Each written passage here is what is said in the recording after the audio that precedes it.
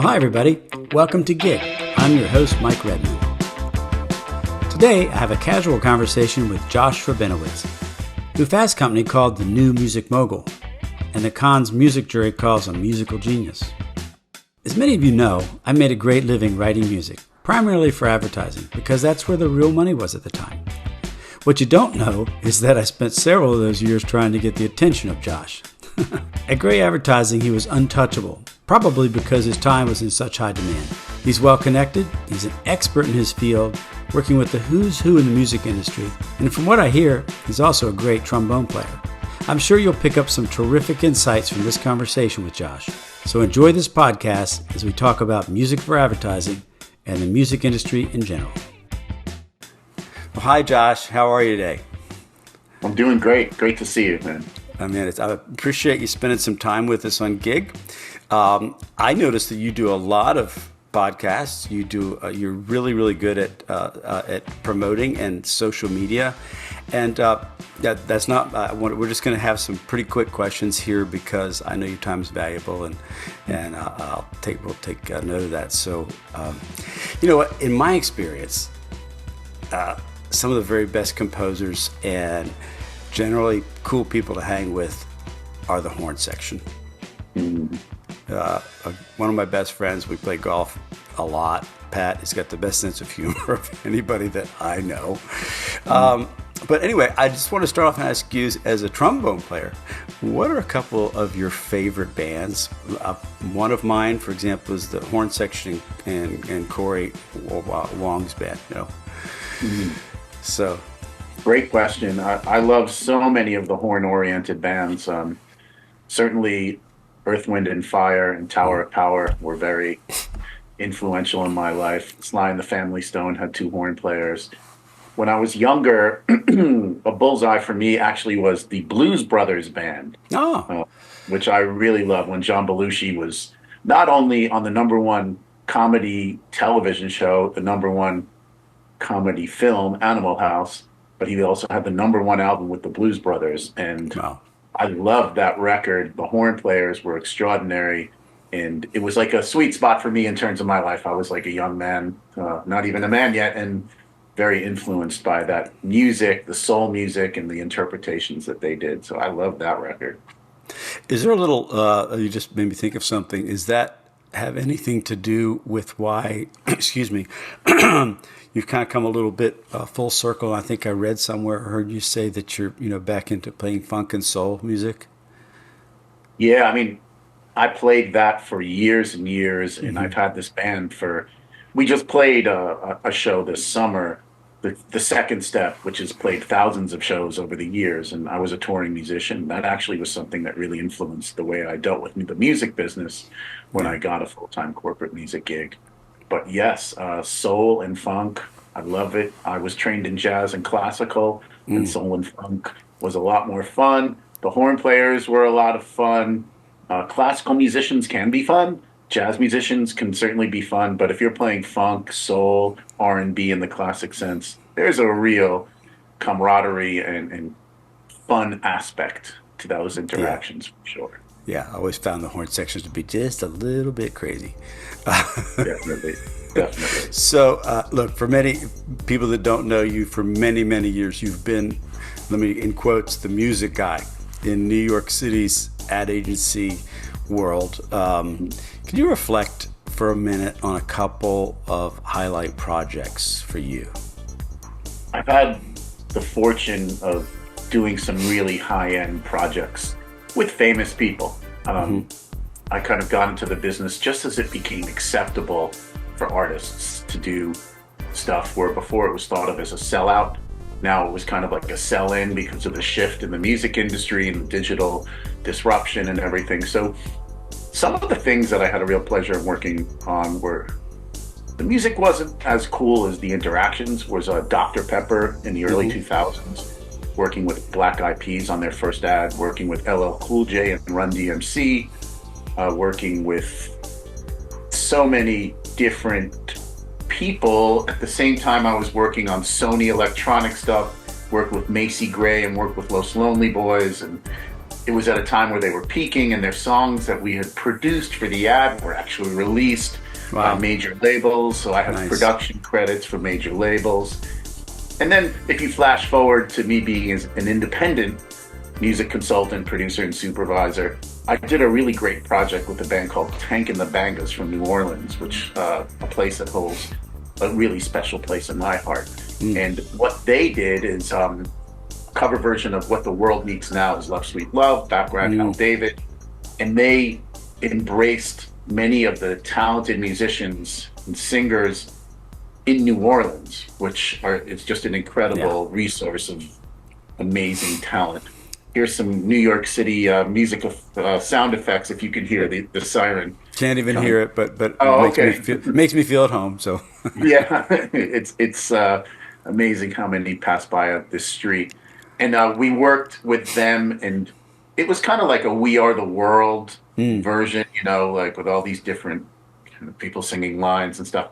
And that to me was just an amazing, meaningful project that was released not as a commercial, actually, because COVID came and the topic of the commercial wasn't as relevant, but as a full-length video and song that was released on Universal Music on Verve Records.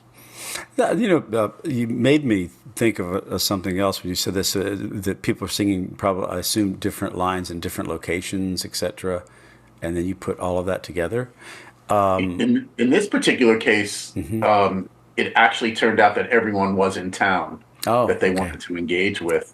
And it was right before COVID, which was kind of strange because if you look back on it, it was maybe a week or two before COVID exploded in New Orleans, a city that really got hit hard. But yeah, luckily, everyone was in town and almost everyone was there at the same time, which was really fun, I must say. Atypical, of course. Yeah. In that old, looking back, bell bottoms are back in vogue. I've been around long enough to see audio mnemonics like Nabisco rule, and then songs like "Proud to Be Your Bud," where there were songs, and then straight scoring of commercials, and now we're back to mnemonics and audio branding. Where do you see it going next? That's a really good question. I think AI is going to be a component of all of this, and sonic branding has become something really, really hot. Audio branding, mnemonics, etc. Clients are willing to invest a lot of money in these productions and the creation. Excuse me, there are a bunch of music companies now that have these excellent decks that they present and ways of dealing with it, and I think they're compensated very well. I've heard rumors back in the day that IBM was willing to spend up to $1 million on their audio branding. That might just be a rumor, but I think I wish it was my gig. Yeah, that's a good gig. That's a good gig. It might not be the best gig because there's a lot of back and forth on this stuff. You can come up with so much musical content, that's many great ideas, and then people listen to them. And when you're listening to 2-second clips or less, or maybe a little more, like 100 of them, it's really hard for the brain and the ear to kind of process it and come up with a great decision. But I see AI as a really strong component. I was involved with an AI company, one of my first consulting gigs, again before COVID, that I was involved with, was kind of a musical compositional tool that you had a couple of drop-down menus, and you clicked a mood or a vibe or an aura, and you could put it to picture within the platform. I thought it was like ahead of its time. Unfortunately, they got bought and utilized by another company, but I think if I was working with them now, it would be a super hot topic and a really kind of cool thing to brag about. Yeah. The introduction of MIDI scared the bejesus out of us, I mean, we all thought we're all going to be out of business now because anybody can make music. And it's different than AI because you were a composer, you were a creative person. People that weren't that creative or were not composers, they couldn't really make any more music. They just had a hammer with no nails, So, but looking at today, we've got AI that it's got a bunch of nails because it goes back to Mozart and everybody else and analyzed everything that ever existed. So do you think how do you see it being used? I mean, maybe both, but as a tool or is it a threat to musicians, composers? I certainly think it's a threat. I would say in the near future, the tool aspect is going to be prevalent, and it is prevalent, and people are using it. Generative AI for music, it's being used. It's a major threat to players and composers, I think, because of the ease of use, and you see it happening with college students, right? Writing papers and people creating resumes and communications with AI and marketing plans, etc. I know a lot of music supervisors actually use AI as well to create playlists, just in case they miss something, or they want some other ideas. So it's permeating culture. I do think it's a threat to musicians and composers. Like I said, I'm concerned about it, but I'm also fascinated with it. And there have been, like you said, MIDI came into play, Pro Tools and other kind of digital audio scenarios and workstations came to play, but there's still great music happening and creativity. It's just a different way of being creative. Yeah. Thank you for that. That's, I ask that question of a lot of people because I'm sure, none of us know where it's going, but somebody may hit on it. One of my first books, Todd Rundgren, I asked him what the future of, listening to music was, and he nailed it. He was the only one out of about 40 people that said, well, it's going to be the, Rhapsody model where you just, you pay for a music subscription. And this is about 12 years ago, so right now we're kind of all just speculating, I guess. So what was one of the biggest challenges for you that you faced in your job in the agency world? The fear of music that people have and the misunderstanding of music. As the digital kind of revolution and disruption happened, people thought, oh, if I can download a song, then I could just grab it off the internet and utilize it. And they didn't understand the music rights. They didn't understand a lot of that stuff. People that were weaned, that were a little older at the time and understood music in a different way, from a more analog way, they were a lot easier to deal with. But then music licensing really kicked in, and it became kind of the major force in music and branding as well as music and media, particularly television and film.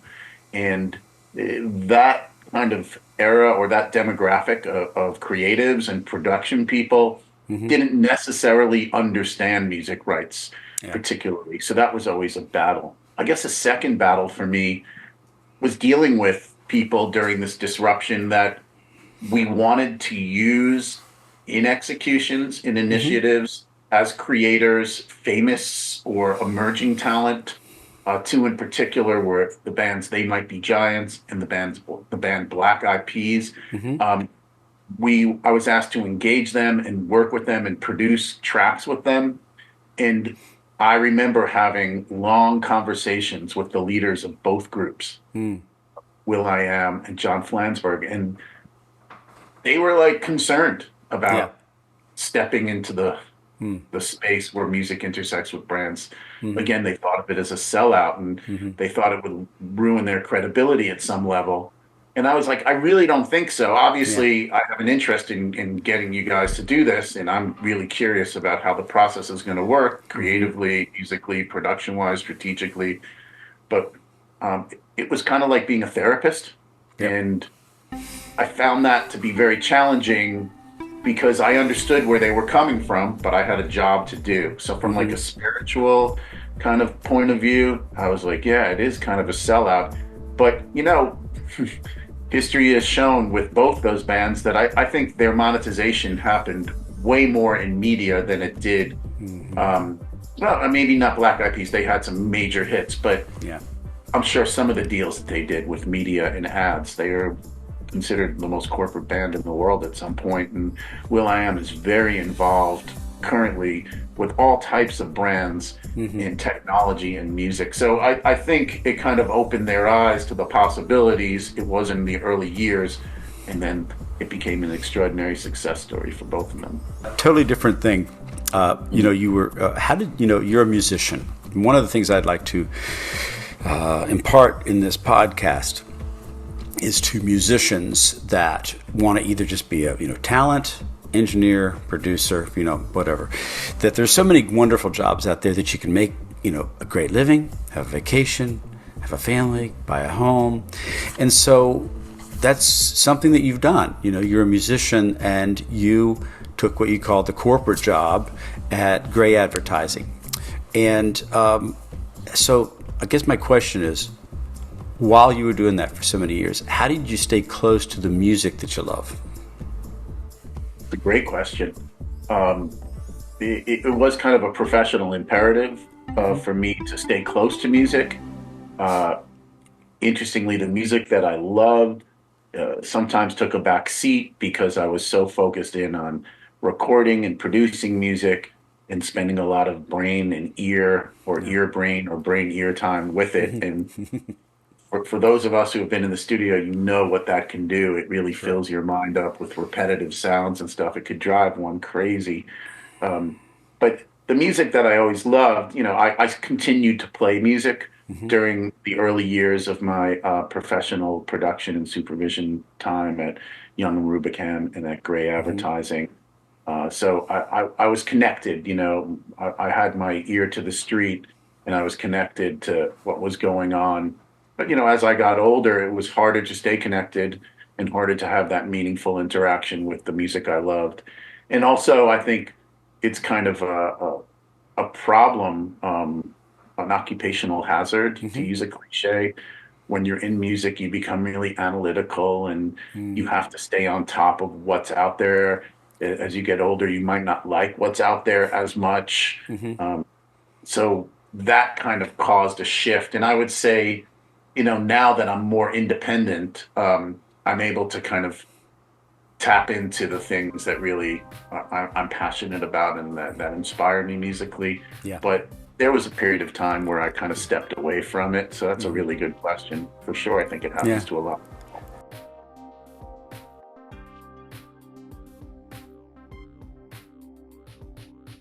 And if I were a company and large brand, would you tell me a little bit about Brooklyn Music Experience and maybe the 30-second pitch for why why I should engage with you to help us?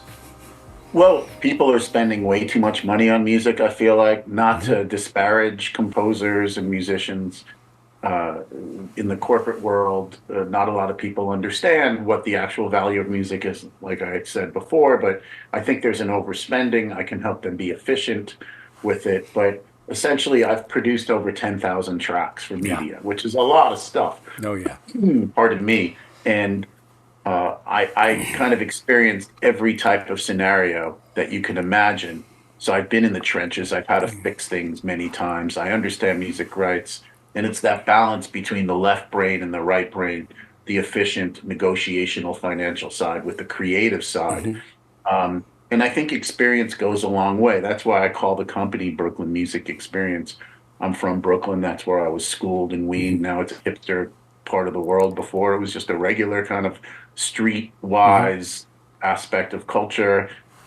Geographically, from music, I have a wide range of music experience from all these productions and all these interactions. And the experience aspect is I think vital. There are a lot of people that have great taste out there and know really great music, Hmm. but do they know how to execute and do Yeah. it in a financially responsible, music rights management appropriate way? I'm Hmm. not sure that there are. No, I can. I'll second that. I know there's not. There are Mhm. people out there, but I think that most companies that they need that help. They need that experience because music is very foreign to most of these companies, and Mm.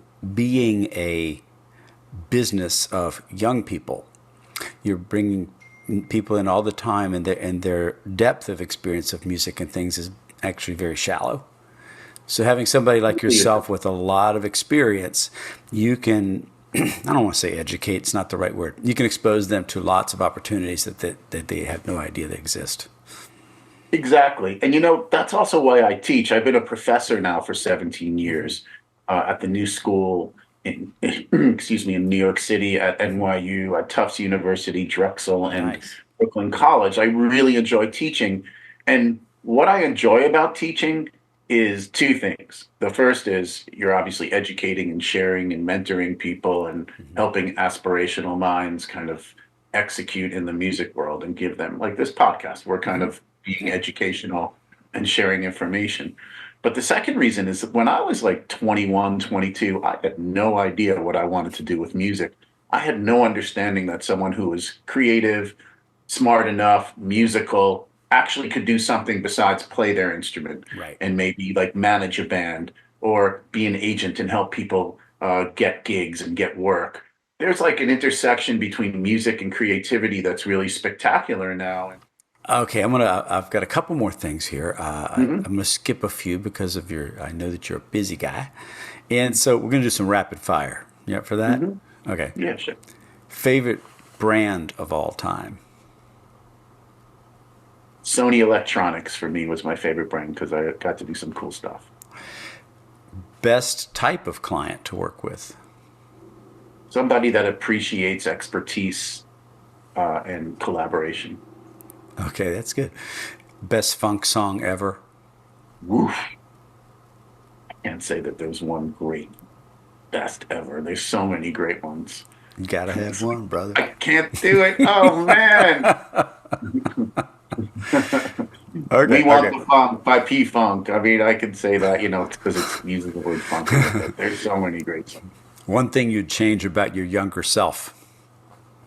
I would have tried to get a little more educated about the possibilities in music when I was younger. Someplace you've always wanted to play a gig? Madison Square Garden. Yeah, I'd take that one. Mhm. Best musician you've ever worked with? One of the best musicians you've ever worked with? TikTok. I know it's so hard. This one is just for so many reasons because I've worked with great classical and Yeah, jazz yeah. musicians who I really respect. Okay, I'll change it. One last Sorry. version. One last version. Best funk musician you've ever worked with? Oof. Best street For me, musician in the subway? I was a street musician for a while. I was a great street musician. Best funk musician I've ever worked with. Gosh, Milo Z. Okay. Okay. You made it through. Usually I end with this same one question, but today I'm going to make it two. So the first one's this. If I was a composer, what would be the best way for me to get the attention of a large agency music director like Mike Ladman, Paul Greco, Michael Freeman these days? Great question. I would say going to a conference and having a face-to-face rather than trying to do it digitally. Very nice.